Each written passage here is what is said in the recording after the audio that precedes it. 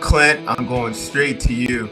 The Razorbacks, 2-0 versus the state of Texas. They're two biggest teams in the state of Texas. They beat up both of them. Like, what's the heartbeat down there right now? Well, it's one, that's for damn sure. They're all together, man. I mean, it's a couple of big time wins for that program. Obviously, with Sam Pittman, 2 games 2 years ago, 3 games last year. Not real high expectations this year. Wherever those expectations are, I tell you what, man, they've been exceeded because it's absolutely huge in Arkansas to be able to recruit in the state of Texas. And there's no easier way to get to a point where you can recruit against Texas and recruit against Baylor and recruit against A&M and TCU and all these monsters that are in the state than to go out there and beat the two biggest programs in the state, baby. So, look, we're riding high right now. It's early in the season, but we're riding high and definitely enjoying the last 14 days. That's for damn sure. And honestly, we'll come back to the toast. We'll come back to the toast for you at home. Obviously, we want to hear from you, all the fans. If you're wrapping up tailgate, if you're at the bar now, if you're with all your homegirls and you're chilling, we want to hear from you. You can shoot us your questions. The Field of 12, buzz the questions. You can hit the retweets, and we want to get you guys in. Bryce Petty. I know this game meant a lot to you because somebody calling the game means a lot to you. And Coach Bryles, first he did it against the Longhorns 4 quarters, and they really couldn't be touched. And he has a really unique player at quarterback in KJ Jefferson. Then you see them down here tonight in Dallas, and they go up against, I think, one of the best big game coaches in America in Jimbo Fisher, and he gets him again.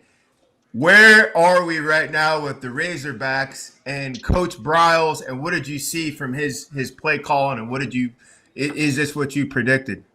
Yeah. Well, I mean, to Clint's point, man, I think these guys just needed to see it on the field. The state of Arkansas is ready to rally every year. And that's a beautiful thing. And I can say that because I'm from it, right? Cabot, Arkansas, 1st through 9th grade. Woo-woo. Tell them about it. Tell them about it. There's nothing better in that state when the Hogs are winning. And right now, I think they got, the SEC right where they want them. And I think they have that locker room right where they want it too. So Coach KB has those guys bought in. My man KJ Jefferson looking like I can't even say a smaller Cam Newton. I mean, that dude looks just a man-child up there. And he's finally starting to get some touch, man. He had that long throw down the sidelines. He set his feet, and it was a flick. That kind of stuff. And I was talking actually to Coach Bryles a few weeks ago, right before the season started, and had a lot of good things to say about what KB was telling him about KJ Jefferson. So I'm really excited to see them just put it together, but just continue to let this train keep going. Just it's stacking wins, it's stacking production. If you buy into that system that KB has and Sam Pittman and that leadership, good things happen. So I'm really excited to see what they do the rest of the year. So let's talk about the rest of the year. Go ahead, Clint. Go ahead. No, I mean, I thought going into that game, guys, it was a narrative changing game, right? Either way it went. Texas A&M, it was going to put them in a spot where they were 4-0. They had finally convincingly beat a good football team, and they were really a contender, right? And if Arkansas won, then obviously A&M was a pretender from Jump Street, and Arkansas was kind of arriving, and the narrative around that program of just being a bottom half program was going to change. And so it was a huge game either way, regardless of who won. But that was a narrative change. One of them games that gets a coach an extension, if you know what I mean. I mean, it was a monster game. No question. So here we see the stats.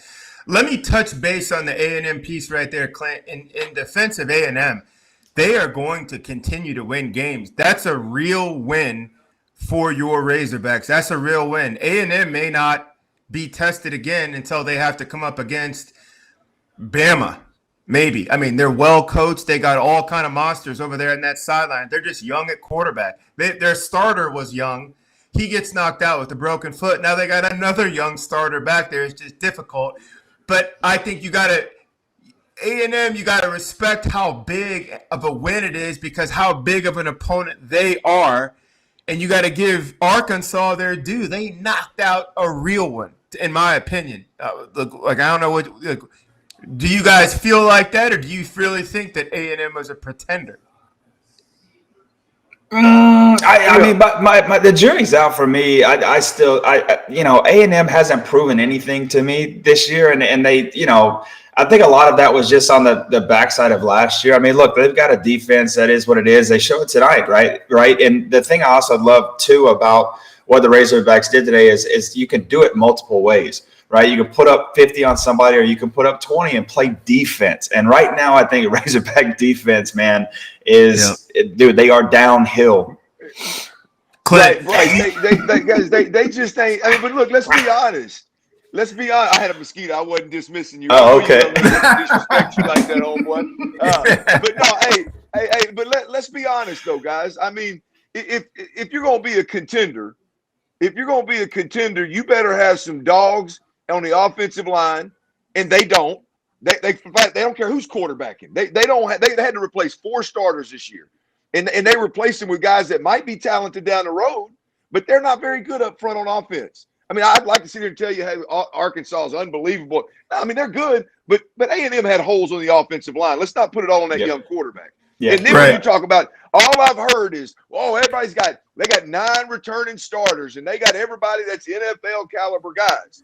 And today, a bunch of dudes in Arkansas uniforms, the 11 on defense outplayed their 11 on defense, and their 11 on defense was supposed to be all world. So let's be honest here, man. And this ain't this.